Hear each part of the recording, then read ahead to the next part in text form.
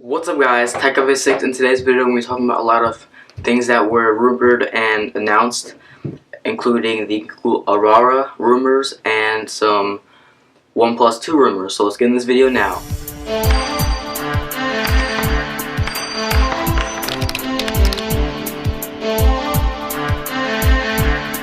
So the first thing we're talking about is the Google Aurora specifications, and a bunch of rumors on what has been a really cool project and hopefully will be announced soon.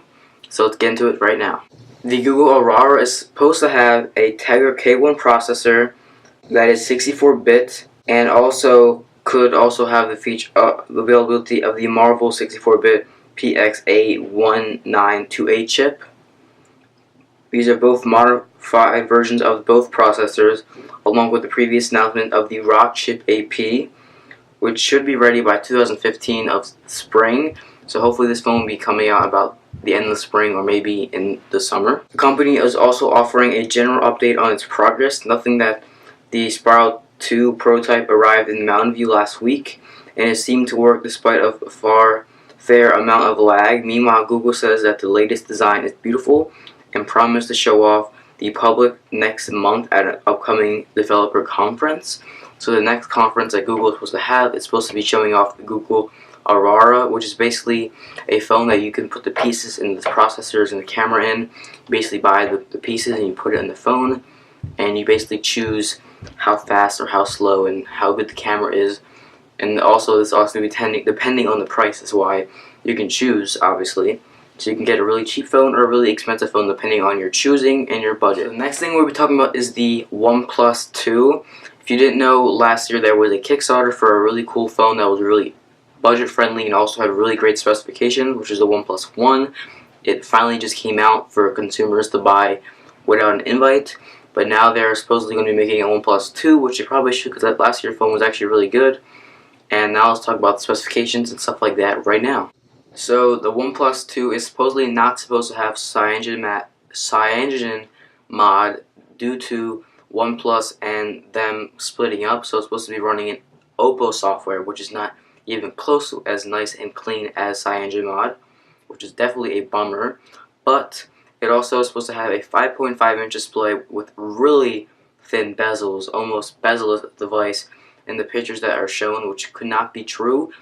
Looks kind of too good to be true, but this is said to be what it is. Hopefully it is. Almost bezel-less, which is a really cool design. I kind of think it would be great to have a bezel-less phone. The phone is supposed to have a 1080p display. It is supposed to have a Snapdragon 805 processor, a 16 megapixel rear-facing camera, also a 5 megapixel front-facing camera, a 3300 mAh battery, 3 GB of RAM, and 64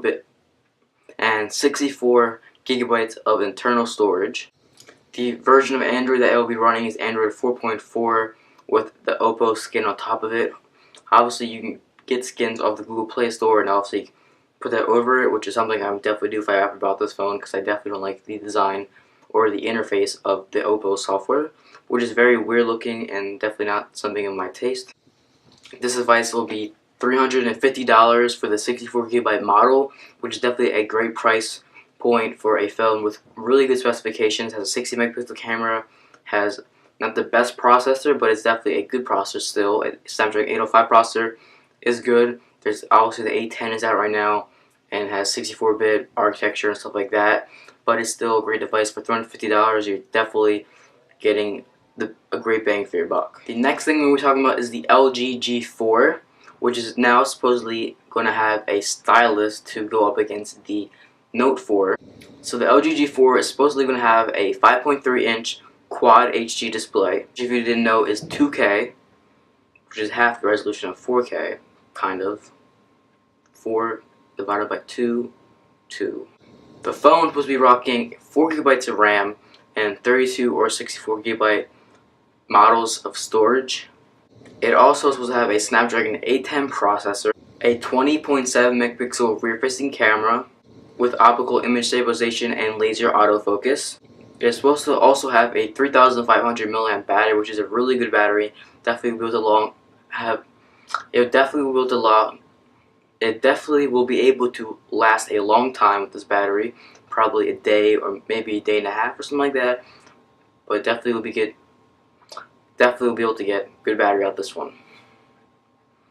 It also is going to be running Android 5.0 Lollipop with LG skin over it. Of course, LG skin is not the ugliest skin I've seen compared to skins like Oppo's ColorOS and stuff like that, but definitely is not the worst. I actually kind of like their skin.